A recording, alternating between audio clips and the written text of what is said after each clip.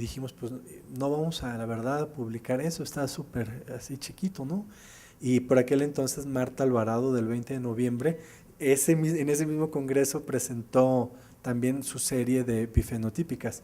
Dijimos, pues bueno, pues vamos a juntarlos y invitamos a varios centros, pero bueno, solamente se unió la clínica del doctor Ruiz de Puebla. Entonces este trabajo es del 20 de noviembre, de la clínica Ruiz de Puebla y de nosotros. Y curiosamente, más o menos teníamos el mismo número en 10 años, en una corte de 10 años, y nosotros empezamos diciendo que hasta el momento las series más grandes publicadas son de 100 y de 117 pacientes. Son la de Matutes, que es europea, y la de Yan, que son los chinos. Y en América Latina solamente había series de casos y algunos reportes pequeños, por lo cual decidimos describir las características de esta población, juntar un número un poco más grande, hablar sobre la respuesta a tratamiento y los posibles factores relacionados con supervivencia.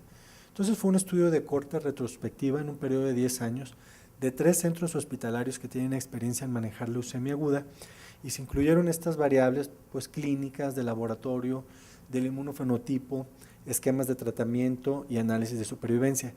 Decidimos no descartar los casos que eran positivos por EGIL porque íbamos a tener que tirar todavía 5 casos más, entonces iban a ser todavía más pequeña la población, nada más que si lo señalamos y lo explicamos en el artículo. Entonces, finalmente conseguimos 32 pacientes. 27 cumplieron con los criterios de la OMS y 5 los criterios de EGIL. Y aquí están las características. Fíjense cómo hombres son el 65%, lo cual es congruente con lo que han venido diciendo los chinos y los europeos, que sí, que es una enfermedad más frecuente en hombres. Y bueno, los datos de hemoglobina y eso en realidad no son muy relevantes. Y sí, bueno, señalar que como reflejo de los últimos 10 años seguíamos teniendo, porque sí hemos mejorado, en realidad creo que todos los centros poco a poco hemos mejorado, citogenéticas desconocidas en 60%. Nosotros ahora andamos con un reporte como del 60%, afortunadamente se ha revertido gradualmente. Ahora fíjense bien cuáles son los marcadores. Bueno, aquí resulta lógico que son más frecuentes mieloperoxidasa, CD19 y 7922 porque pues es parte de la definición. Y es evidente que si la OMS exige mieloperoxidasa, pues bueno, mieloperoxidasa va a ser de los más frecuentes, al igual que CD19. ¿Y qué tuvimos? Que el tipo más frecuente fue el de la leucemia aguda de fenotipo mixto B, diagonal mieloide, con un 74% de los casos, seguida por T mieloide. Tuvimos 3 casos de cromosoma Filadelfia y un caso con anormalidades de 11q23. Se trataron de diferente manera porque, como les decía la doctora de FIS, no hay un estándar de tratamiento. Entonces, algunas personas decían, mientras tenga mieloperoxidasa vamos a dar tratamiento como para mieloide, aunque luego le demos para linfoide. Y otros equipos decían, si no, vamos a empezar con Hipercevad, aunque luego le demos con dosis altas de otra cosa, o en fin, eso fue muy variable y la verdad la parte más difícil fue poder agrupar los tratamientos. Así es que los dividimos primero por inducción y obtuvimos que tratados con 7+3 tuvimos el 53%, con Hipercevad el 22%, y con estos regímenes de alta densidad que ahorita les voy a explicar, que son parecidos a los del Reino Unido, al grupo alemán, a los de los grupos neoyorquinos, que tienen estas quimioterapias semanales y tanto intratecal, de vincristina, ciclofosfamida, prednisona, oncovin, metotrexate, etcétera, fueron el 0195 de nosotros, el New York 2 que da el 20 de noviembre y el Total 11 que da Puebla. Estos los agrupamos como regímenes de alta densidad y logramos ver que eran un grupo de 25% de casos que son esquemas diseñados para leucemia linfoide. De aquí lograron remisión completa el 84.3%, o sea 27 casos, pero sí vale la pena señalar que 5 de ellos, es decir, el 18%, no obtuvo remisión completa tras el primer ciclo o tras las primeras 4 semanas y hubo que reinducir. Esto pues genera morbilidad. Aquí está el 0195, que es lo que les explicaba. Vean cómo está todo lo que ustedes ya saben: prednisona vía oral del 1 al 29, vincristina en estos días, doxo, en fin. Igual el New York 2, quimioterapia intratecal, como ustedes ya saben, igual el Total 11 que usa Puebla. O sea, estos esquemas pues son muy similares.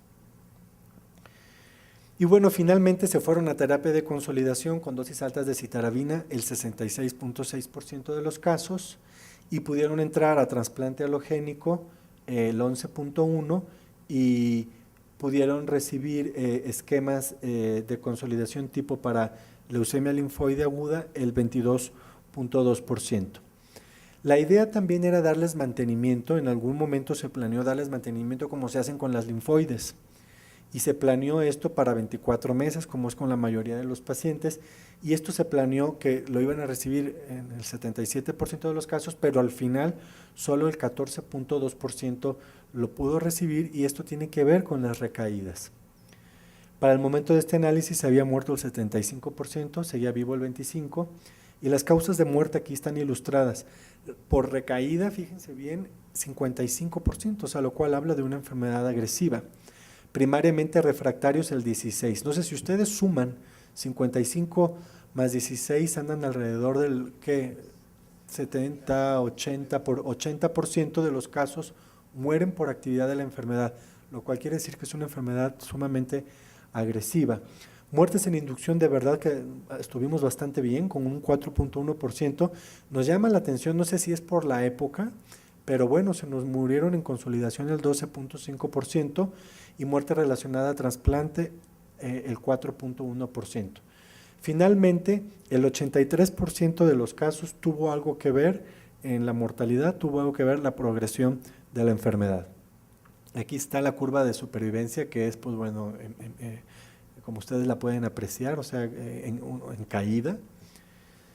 Y cuando nosotros hicimos el análisis multivariado encontramos una cosa muy chistosa, que es que encontramos factores independientes para supervivencia global, creatinina y ácido úrico, que esas cosas son más compatibles con lisis tumoral, aunque nosotros no pudimos demostrar, tal vez como una limitante del estudio, que cuántos pacientes tuvieron lisis tumoral, pero en verdad que nos tomó por sorpresa.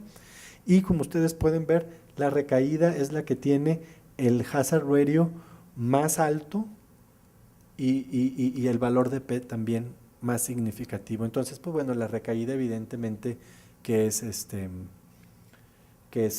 el más importante. Aquí había una variable que inicialmente salía significativa, y era recibir tratamiento de mantenimiento como para leucemia linfoide, como POMP. Pero dijimos, qué raro que salga esto, y al principio nos llamó la atención que era igual que lo que decía la doctora Matutes, pero cuando hicimos el modelo, esta variable de tratamiento de mantenimiento interaccionaba con recaída, había una correlación y había una interacción en el modelo, y de tal manera que era evidente que parecía un factor protector el recibir este tratamiento, pero lo que había era una interacción entre recaer y recibir el mantenimiento, una relación inversa, lo cual es muy lógico. El que recae no recibe mantenimiento, el que no recae lo recibe y vive más. Entonces decidimos quitar esa variable del modelo, y el modelo se corrigió. Entonces, pues el predominio de la enfermedad en el sexo masculino es similar a lo reportado. De igual manera, en esta serie el subtipo más frecuente fue la leucemia de fenotipo mixto linfoide B, diagonal mieloide. También coincide con lo reportado con los chinos y con Matutes, lo cual ha sido consistente en poblaciones diferentes provenientes de 3 continentes diferentes: América, Europa y Asia, lo cual lo vuelve un dato muy potente en términos de reproducibilidad poblacional. Es decir, con cierta seguridad podemos decir que las leucemias de fenotipo mixto son o tienen una tendencia o son predominantemente en hombres, y que la más frecuente es la mieloide linfoide B. 18.5 requiere un segundo esquema, que esto, bueno, pues tampoco nos gusta mucho porque esto genera ingresos hospitalarios prolongados. Las tasas de remisión, la verdad, son similares a los reportados y esta mortalidad asociada por progresión es también igual a lo reportado y sigue hablando, como les decía, de una enfermedad agresiva.